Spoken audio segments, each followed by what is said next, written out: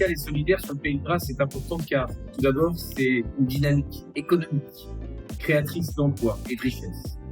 Ce sont 270 entreprises employeuses qui représentent 11% de l'emploi privé. Un secteur équivalent, par exemple, à celui de la construction. Et en zone rurale, l'ESS peut représenter jusqu'à 25% de l'emploi privé. C'est une politique publique volontariste qui a contribué à enregistrer une croissance de 17% des emplois, 27% des entreprises de l'ESS en 10 ans. Des chiffres qui sont encourageants par rapport au reste du département, par rapport au reste de la France. L'ESS sur le Pays de Grasse est désormais un véritable vecteur de rayonnement, d'attractivité, avec des projets reconnus au niveau local et national. En 2019, le Pays de Grasse a été labellisé Territoire French Impact, devenant un territoire de référence en innovation sociale. En 2020, la SCIC Tetris a été reconnue comme une fabrique numérique de territoire et ça nous a rendus tellement fiers. En 2023, l'association Fleur d'Exception a été labellisée Manufacture de proximité. Puis en 2024, cette même association a été labellisée Pôle territorial de coopération économique pour développer une filière éco-responsable et solidaire des plantes à parfum.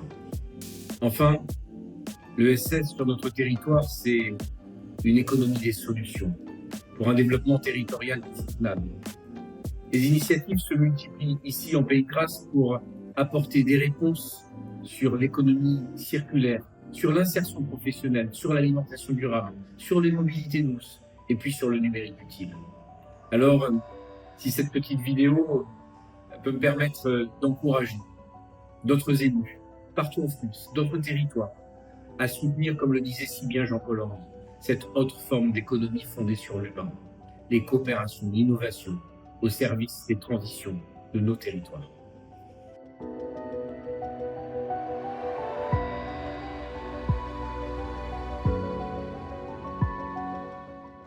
Alors, le lien entre économie sociale et solidaire et territoire est un lien important, puisqu'en fait, il exprime assez clairement, assez explicitement, le fait que les projets des organisations de l'économie sociale et solidaire émergent des acteurs du territoire à partir d'une observation des réalités, des besoins et des enjeux sur le territoire.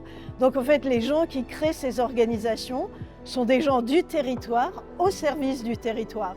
Et donc, d'une certaine manière, on peut dire que ces structures, par nature, sont ancrées dans le territoire et qu'en général, elles vont être pilotées et se développer dans le territoire, à la fois par des bénévoles et par des salariés, et que leur siège, le plus souvent, reste au niveau local.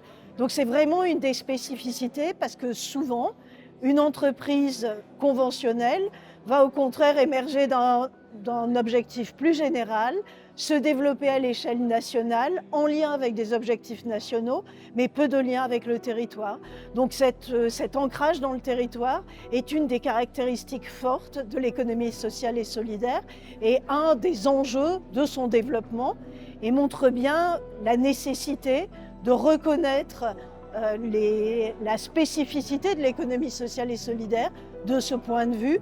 Pour autant, on observe aussi que certaines PME sont aussi ancrées dans leur territoire, ou des entreprises artisanales peuvent l'être aussi, et elles partagent finalement un enjeu à construire des coopérations sur leur territoire au service des habitants et des citoyens du territoire.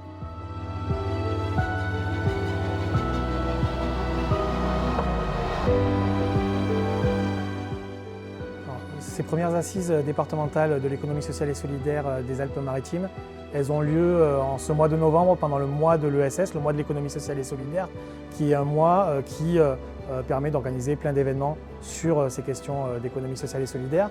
Et elles rassemblent aujourd'hui à Grasse, sur un territoire qui est à la fois précurseur et très engagé sur la thématique de l'ESS, toutes les organisations, que ce soit les associations, les coopératives, les mutuelles, les fondations, les entreprises commerciales de l'économie sociale et solidaire qui œuvrent au quotidien pour l'intérêt collectif, pour l'intérêt général et pour des modèles d'entreprise qui prennent en compte les intérêts du territoire et des modèles plus démocratiques d'organisation.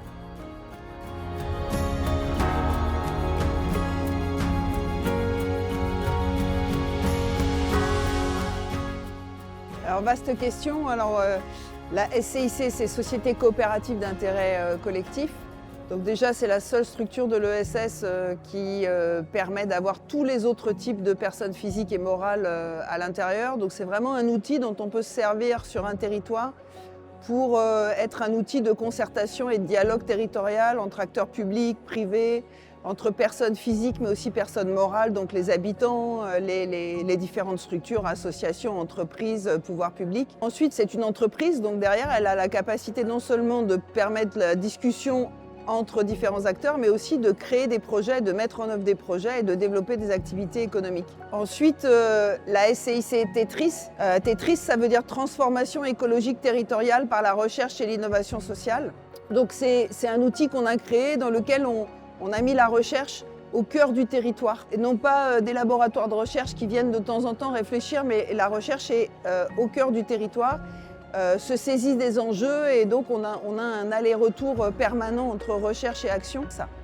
Ensuite, la question, c'est la transition juste. L'économie sociale et solidaire doit vraiment changer, elle aussi, de paradigme. Je crois qu'au XXIe siècle, la question n'est plus seulement une question sociale, c'est une question écologique. Avec cette idée qu'il faut à la fois trouver une justice, pas seulement sociale, mais aussi environnementale. Comment on va respecter l'eau, les autres habitants d'un territoire que sont les plantes, les animaux, les insectes, etc. Et donc je pense qu'aujourd'hui, l'ESS, si elle veut vraiment participer à ces transformations et à une transformation juste, elle doit passer d'une question sociale à la question écologique, c'est-à-dire comment je cherche une triple émancipation, une émancipation à la fois économique, politique, participer aux décisions, mais aussi changer d'imaginaire vis-à-vis des autres vivants et du reste du vivant qui ne sont pas les humains. C'est ça qu'on réfléchit dans le programme de recherche de Tetris, où il y a beaucoup de choses qui sont travaillées sur les imaginaires et en particulier la relation que l'on a en tant qu'humain avec